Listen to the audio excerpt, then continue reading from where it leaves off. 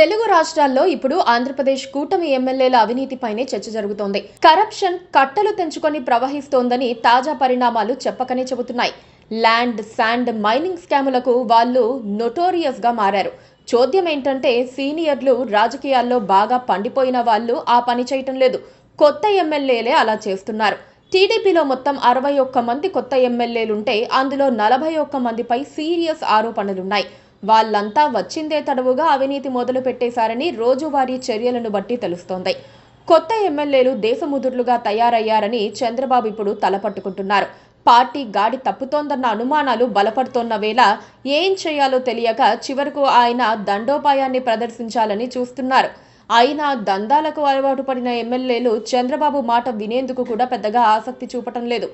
కొత్త ఎమ్మెల్యేలు వైసీపీ నుంచి వచ్చి టీడీపీ తరపున పోటీ చేసి గెలిచిన వాళ్ళు అవినీతిలో బాగా చేతివాటం ఉన్నవాళ్లుగా తెలిసిపోయింది. స్థానికంగా వైసీపీ నేతలతో చేతులు కలిపి ఇసుక, మట్టి కబ్జా దందాలు చేస్తున్నారని తెలుసుకొని చంద్రబాబు ముక్కున వేలేసుకున్నారు. 4 కాసుల కోసం మన వాళ్ళు ప్రత్యర్థులతో చేతులు కలపటం ఏంటి అని ఆయన ప్రశ్నించుకుంటున్నారు. పైగా టీడీపీ వాళ్ళ దగ్గరే ఎమ్మెల్యేలు వసూళ్లకు పాల్పడుతున్నారని రిపోర్టులు రావడంతో చంద్రబాబుకు చిర్రెత్తుకొచ్చిందట. ఏడాది తర్వాత ఎమ్మెల్యేల అవినీతిపై చంద్రబాబు సీరియస్ గా దృష్టి పెట్టారు. ఎవరిని ఉపేక్షించబోనని హెచ్చరించారు. వన్ టైం ఎమ్మెల్యేలుగా మిగిలిపోవద్దని కూడా వార్నింగ్ ఇచ్చారు. దీని వెనక పెద్ద కథే నడిచిందని విశ్వసనీయ వర్గాల ద్వారా తెలుస్తోంది. ఎమ్మెల్యేలు లక్ష్మణరేఖ దాటి చాలా రోజులయ్యిందని తన దృష్టికి రావడంతో చంద్రబాబు ఇంటెలిజెన్స్ రిపోర్ట్ తెప్పించుకునేందుకు ప్రయత్నించారు. అయితే ఇప్పటికే ఆ 41 మంది ఎమ్మెల్యేల్లో చాలా మంది ఇంటెలిజెన్స్ వర్గాలను మేనేజ్ చేసేశారు. సీరియస్ అవినీతి ఆరోపణలు ఉన్నవాళ్లు సైతం నోట్లో వేలు పొడితే కొరకలేని పతిత్తులన్నట్లుగా ఇంటెలిజెన్స్ రిపోర్టులు వచ్చాయి. ఇదేంటి ఇలా చెబుతున్నారని చంద్రబాబుకి అనుమానం రావడంతో మరోసారి పూర్తి వివరాలు తెప్పించుకునే ప్రయత్నం చేశారు. ఆ క్రమంలో ఎల్లో మీడియాకు చెందిన ఒక పత్రిక సాయం అడిగారు. ఆ పత్రిక తన మండల స్థాయి విలేకరుల వ్యవస్థను రంగంలోకి దించి ఒక్కో ఎమ్మెల్యే దందాలపై నివేదిక రూపొందించి చంద్రబాబుకు అందించింది.